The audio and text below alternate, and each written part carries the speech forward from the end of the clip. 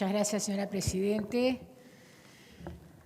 Cuando uno habla a esta altura de las oratorias, reitera, pero además de hacerme, de estar de acuerdo con obviamente la intervención de la miembro informante, con quien tenemos que reconocer para que le quede claro a toda la población y en especial a los antipolítica, que cada vez parece que tuvieran más fuerza, y antipartidos políticos, que los partidos políticos cuando trabajamos con sensatez, cuando trabajamos con tranquilidad, sin prejuicios, no importa los sectores políticos que pertenezcamos, porque yo estoy sumamente tranquila de que en este periodo hemos podido trabajar, en especial con la senadora Constanza Moreira, y sin desmerecer a ninguno otro compañero de otras comisiones que pertenezcan al oficialismo. Porque lo que tratamos realmente de hacer es de mejorar. Y hay una cosa que yo quisiera que quede claro, quedó en otras intervenciones, obviamente, especialmente el senador Robert Silva, el senador Bordaberry, pero es bueno que nos acostumbremos para poder llegar a más acuerdos, que el Uruguay es un país diferente, tiene valores que otros países, lo dije el otro día y lo voy a repetir cada vez que me parezca que el tema se ajusta, que otros países, incluso europeos, ni que tal vez del resto de América Latina. Nos parecemos a muy pocos países de América Latina y han tenido derroteros que tal vez los hayan logrado desviar de aspectos fundacionales que a nosotros nos lograron desviar temporalmente en situaciones de apartamiento del orden constitucional. Pero nuestros valores están vigentes. Y cuando yo siempre digo, y lo reitero, cuidado porque esto es el Uruguay, por eso salió, no la uruguaya en el sentido de que nosotros somos la llanura suavemente ondulada y que tratamos de que las cosas sean tímidas, no, yo al menos no lo vi desde ese punto de vista. Nosotros hicimos valer nuestro bagaje cultural, cuando digo nosotros, digo todos los integrantes de la comisión, obviamente sin distinciones políticas, todo nuestro bagaje cultural acumulado desde que se fundó, no la República, desde que nacimos a la historia como una banda oriental. El senador Bordaberry hizo referencia a Bolívar. Yo no es de las figuras que a mí más me gustan, más allá que le reconozco sus grandes valores. Y no soy artiguista porque sí, no hubo en América un líder con las características ni siquiera similares a las de José Gervasio Artigas, que no fue solamente un libertador, que en general no fue un gran libertador. Lo que quería era otras cosas y tenía las visiones mucho más claras, él y sus asesores, porque él tenía asesores y de los buenos. Siempre la palabra de él era la que decidía a determinados rumbos. Y siempre se hace hincapié en el reglamento de tierras. Ustedes no se olviden que en el reglamento de tierras las primeras beneficiarias eran las viudas con hijos. O sea, ojo con decir que en el Uruguay no hay preocupación o no hubo o tardamos más que otros países en preocuparnos por la niñez y la adolescencia. No éramos una nación en 1815. 1815 fue el único año, además, que Artigas pudo casi, desgraciadamente casi, gobernar la provincia, porque no lo dejaban enemigos internos, enemigos externos, muchos de ellos de América Latina o de la América hispánica, y por supuesto muchos europeos. Y ahí nacimos nosotros, y esa impronta nos quedó. Y no es por patrioterismo que lo decimos, yo creo que el nacionalismo es bueno cuando es racional, porque si no se corre el riesgo de otros nacionalismos que son antidemocráticos y nada más alejado de lo que le pasa al Uruguay. A mí me duele, no le voy a decir que me molesta, me duele cuando decimos comenzamos a. No, en el Uruguay no podemos, en muchas cosas comenzamos a hacer, no, las comenzamos a hacer hace muchas décadas, distintos partidos políticos. La izquierda, entre comillas, pues no porque no sea de izquierda, porque yo no uso más esos términos, pero obviamente que también participó en muchos procesos jurídicos en el Uruguay, a nivel parlamentario, de distintas vertientes. Entonces, acá no empezamos nada, ni ahora, ni hace 10 años, ni hace 20. Yo quiero reivindicar una figura femenina que el senador Robert Silva siempre se preocupó y creo que hay que seguir, como fue y tuvimos el placer de trabajar con ella, ayudándola a escribir lo que ella enseñaba. Pero todo el proceso de aprobación del Código de la Niñez y la Adolescencia, la doctora Jacinta Valvela de Delgue, que muchas veces nos olvidamos. Fíjense que es una ley, la 17.823, que entró en vigencia el 7 de septiembre del 2004. Y a mí cuando me dicen por primera vez ahí el niño es sujeto y los adolescentes son sujetos de derecho, digo, sí, por escrito, porque no había poder judicial, ni educación, ni concepciones culturales que no consideraran al niño y adolescente como sujeto de derecho. Bueno, se puso negro sobre blanco. Y es enorme el paso que dio el Uruguay con ese código, enorme.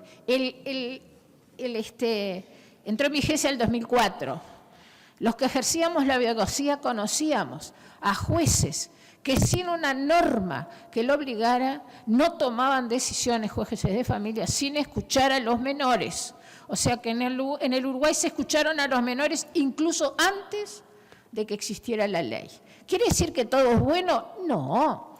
Tenemos muchos problemas y si los enfocamos con el criterio, que coincido con todos, que integramos la comisión, los enfocamos en este tema y vamos a poder progresar mucho más. Esto es un proceso de maduración, señora Presidente, no es corregir a ningún legislador que me presidió, legisladora que me presidió en el uso de la palabra, pero el periodo pasado tuvimos tiempo, no tuvimos acuerdo político. Entonces preferimos ver cómo podíamos llegar ganar a quien ganara las elecciones, a un verdadero denominador común en el Uruguay de este tema. Y ahí voy a los organismos internacionales que hacía referencia Robert Silva. A mí los organismos internacionales no me obligan en nada, pero a mí no como Graciela Bianchi, como uruguaya. Porque, en primer lugar, fuimos fundadores de gran parte de los organismos internacionales. O sea, ¿qué nos van a decir a nosotros? Si no era por el Uruguay, había muchos, por ejemplo, las Naciones Unidas, que no se hubieran fundado o se hubieran fundado con otros criterios. Nuestro país tuvo una vida de cancillería anterior a nuestra Constitución como nación. Yo tuve el placer de tener al profesor Privel Devoto como profesor de Americana 4 y en el examen la primera pregunta que me hizo fue ¿cuándo empezamos a firmar tratados internacionales? Y había que saberlo. Fecha, países, ¿por qué? Si no, no se salvaba el examen. Antes de nuestra organización constitucional. Entonces, los organismos internacionales nos pueden recomendar, punto. A nosotros no nos condena porque no pueden condenarnos. No solamente no nos pueden condenar institucionalmente, sino porque el Uruguay tuvo clarísimo lo que es un organismo internacional. Que yo también siempre lo recuerdo. En el Uruguay los tratados internacionales no van a la Constitución, vienen para acá. Vienen al Parlamento, es una ley. Se aprueba o no se aprueba, mejor dicho, se ratifica para ser correctos o no se ratifica, aunque se haya firmado. Y uno de los que siempre se cita, y me parece muy bien, es la OIT. La OIT debe ser de los organismos internacionales que tiene tratados más abiertos. ¿Por qué son abiertos, señora Presidenta, los acuerdos?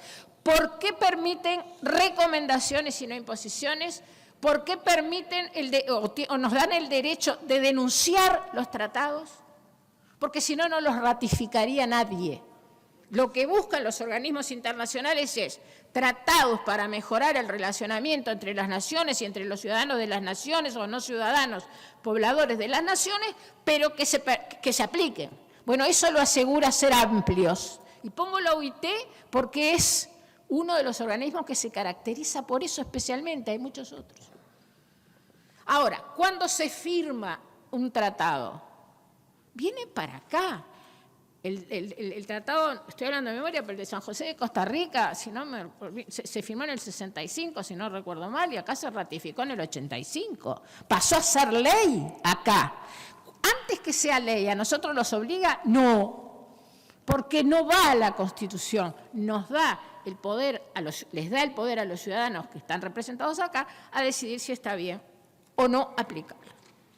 Por eso a veces me preocupa, y quiero que quede claro, que se le dé, lo dije el otro día en una comisión que no tiene nada que ver con este tema, pero cuidado con decir que estamos mal internacionalmente porque tal organismo internacional nos observó. Y la verdad, veremos. Somos nosotros los que vamos a decir lo que está bien y lo que está mal. Otra cosa que les quiero decir con toda certeza, porque yo tenía 5.000 alumnos, entre 5.000 y 5.500 alumnos que entraban y salían al Liceo Bauzá por día. Después bajaron a 3.000, 3.500 por día. Vaya si es una muestra estadística de muchas cosas que pasan, que yo nunca me arrogué semejante atrevimiento, pero sí es claro que en ese número impresionante de chicos que entraban y salían, uno tenía reflejada a gran parte de la sociedad. Los vulnerables de todo tipo, porque había gente que pertenecía a la clase media alta o a la clase alta y tenían hijos que los vulneraban. Entre estas cosas porque los ignoraban, por un montón de factores. Y teníamos todas las vulnerabilidades, porque el Liceo Bauzá no era un liceo de barrio, no es un liceo de barrio, es un liceo de aluvión. Y a esto voy, lo que quiero que quede claro. Si alguien piensa, sea organismo internacional o nacional o personas que con toda la mejor intención, porque yo jamás juzgo intención, piensan que el abuso infantil y la violencia sobre las niñas, los niños y los adolescentes se van a corregir con este tipo de normas, están totalmente equivocados. No es por este tipo de normas que vamos a resolver el problema. Porque lo que sí se producía y se seguirá produciendo son las uniones concubinarias, que no las de la ley de concubinato, sino las uniones de chicos de 14 o 15 años que voluntariamente se iban a vivir juntos, por omisión o por acción, y me voy a quedar por acá. Hay de todo en la viña del Señor. Y lo que sí pasaba es que con el embarazo adolescente, obviamente la adolescente era la que desertaba. Muy raro desertaba el varón. En consecuencia, por este lado no se va a resolver el abuso sobre las menores. Porque además en esos organismos internacionales están representados todos los países del mundo. Yo no voy a decir de memoria cuántos son en las Naciones Unidas, porque le erraría, pero seguro más de 180, más de 190. ¿Ustedes tienen idea cuántos votos son de países musulmanes? Tenemos países violadores sistemáticos de los derechos humanos en general que integran la Comisión de Derechos Humanos de las Naciones Unidas. Entonces, el pertenecer a un organismo internacional no me asegura más que debo defender la soberanía del país. Lo que corresponde es lo que hicimos todos los partidos políticos del Uruguay, con representación, en el Senado, en la Comisión Modesta de Derechos Humanos, Equidad y Género.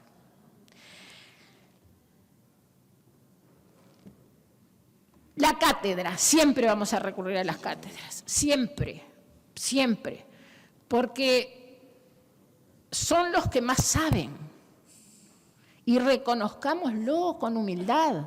Ahora, ¿eso significa que nosotros homologuemos lo que las cátedras nos dicen? Obvio que no, porque nosotros tenemos que dar la visión político-social, no partidaria, político-social, que somos...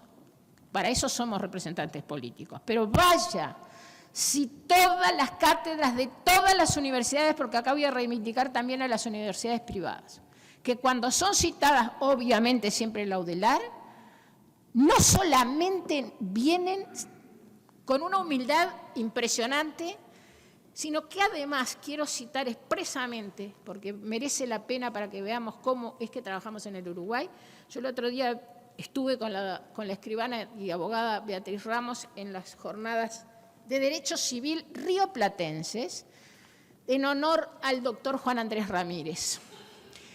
Y ahí se nos felicitó porque habíamos avanzado en este proyecto y obviamente que nosotros agradecimos a los representantes del instituto, de las salas, de las dos salas, porque las jornadas eran de estas dos mismas salas que nos ayudaron a nosotros.